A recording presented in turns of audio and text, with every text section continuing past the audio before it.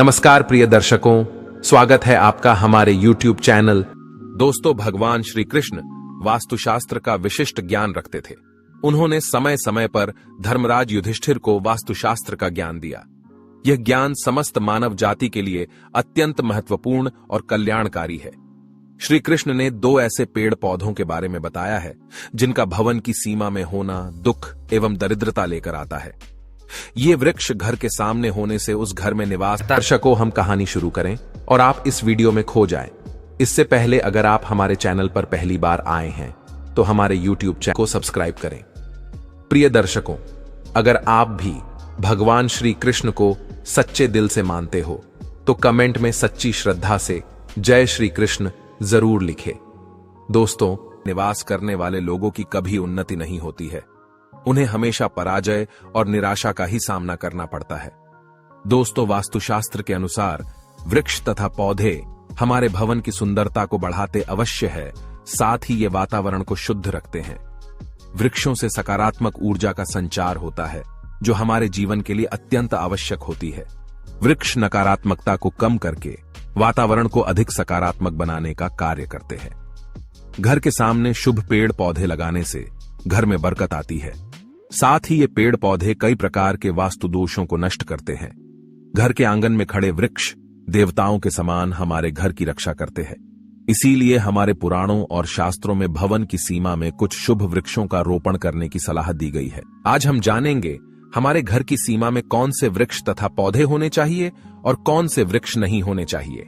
जैसे कुछ वृक्षों को शास्त्रों में शुभ बताया गया है, उसी प्रकार से वास्तुशास्त्र में अशुभ वृक्षों तथा पौधों का वर्णन मिलता है। इन वृक्षों का घर की सीमा में होना अशुभ और अमंगलकारी होता है। ये वृक्ष घर के सामने होने से दुख तथा दरिद्रता का ही सामना करना पड़ता है। इन वृक्षों के सानिध्य में रहने पर धन का नाश होता है, शत्रुओं में वृद्धि होती है, मनुष्य अपना मान सम्मान तक खो देता है।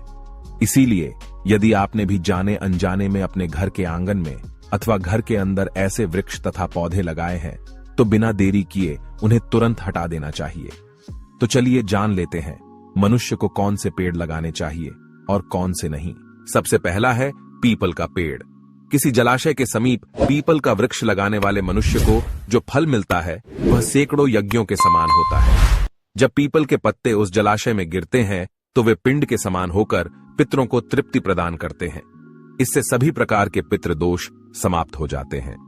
श्री कृष्ण कहते हैं, जो मनुष्य नित्य स्नान करके पीपल को स्पर्श करता है वह सभी पापों से मुक्त होता है और कभी पराजित नहीं होता है।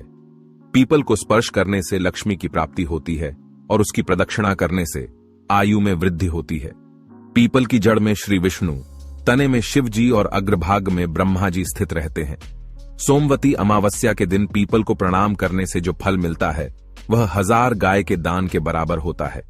इस संसार में पीपल के समान कोई वृक्ष नहीं है। साक्षात श्री हरि इस वृक्ष के रूप में पृथ्वी पर विराजमान है। पीपल के वृक्ष को चोट पहुंचाना अथवा उसकी टहनी तोड़ना महापाप माना गया है। ऐसा मनुष्य एक कल्प तक नरक में रहता है और जो पीपल को जड़ से काटता है उसका कभी नरक से उद्धार नहीं होता है। दूसरा है आंवले का वृक्ष। श्री कृष्ण कहते हैं, आंवले का फल समस्त लोकों में प्रसिद्ध और परम पवित्र है।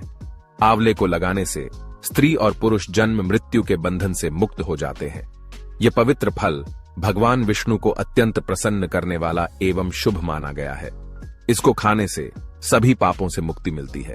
आंवला खाने से आयु बढ़ती है, उसका जल पीने से रोगों का नाश होता है और आंवले को जल में मिलाकर स्नान करने से दरिद्रता दूर हो जाती है और सभी प्रकार के ऐश्वर्य प्राप्त होते हैं।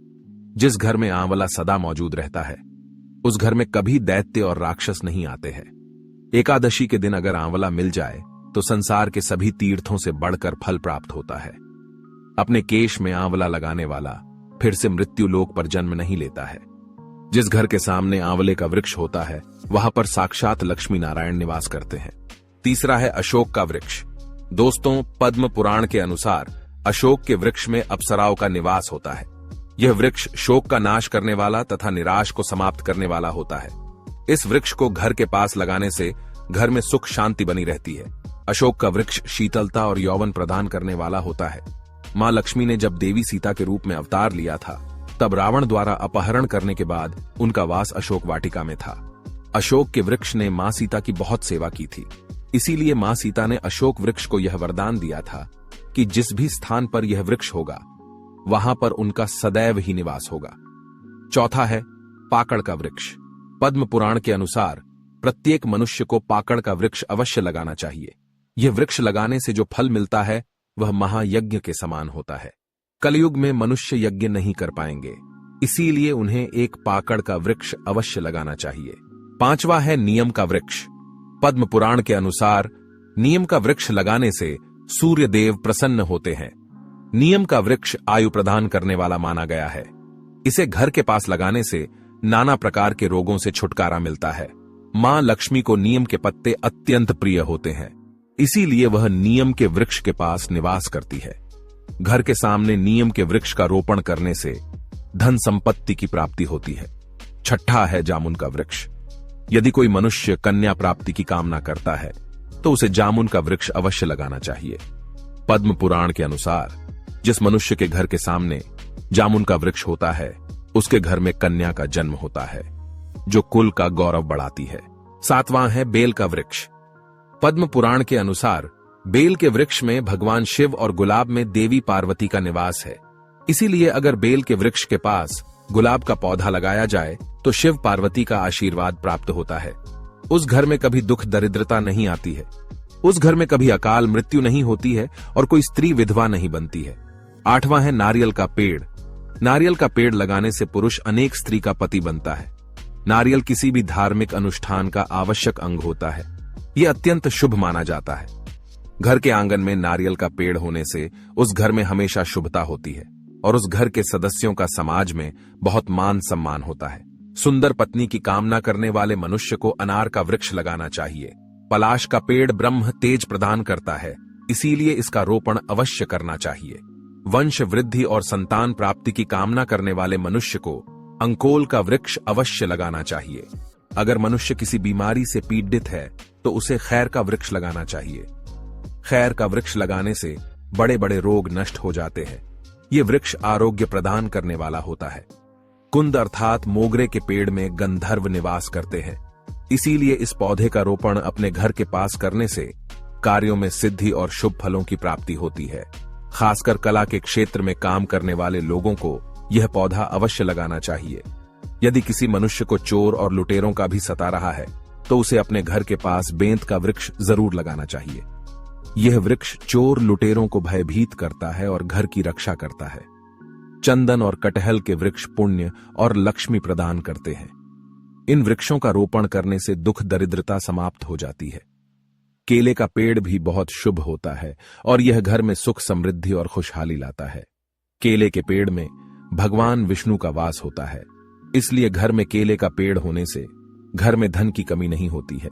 हर श्रृंगार के पौधे को पारिजात भी कहा जाता है। इस पौधे की उत्पत्ति समुद्र मंथन के समय हुई थी और मां लक्ष्मी भी समुद्र मंथन से ही प्रकट हुई है, इसीलिए पारिजात के पौधे का बहुत अधिक महत्व है। यदि इस पौधे को अपने घर पर लगाते हैं तो आपको मां लक्ष्मी की विशेष कृपा प्राप्त होगी। मनुष्य को कभी भी ताड़ का वृक्ष नहीं लगाना चाहिए। ताड़ का वृक्ष संतान का नाश करने वाला होता है। जिस घर के पास ताड़ का वृक्ष होता है उस घर के संतानों की कभी उन्नति नहीं होती है। मनुष्य को कभी भी अपने घर के पास बहेड़े का वृक्ष नहीं लगाना चाहिए। इस वृक्ष पर प्रेतों का वास होता है। जो मनुष्य बहेड़े का वृक्ष लगाता है वह प्रेत बन जाता है। इसके नीचे बैठकर कभी पूजा पाठ भी नहीं करना चाहिए। सुंदर पत्नी की कामना करने वाले पुरुष को दाख का पेड़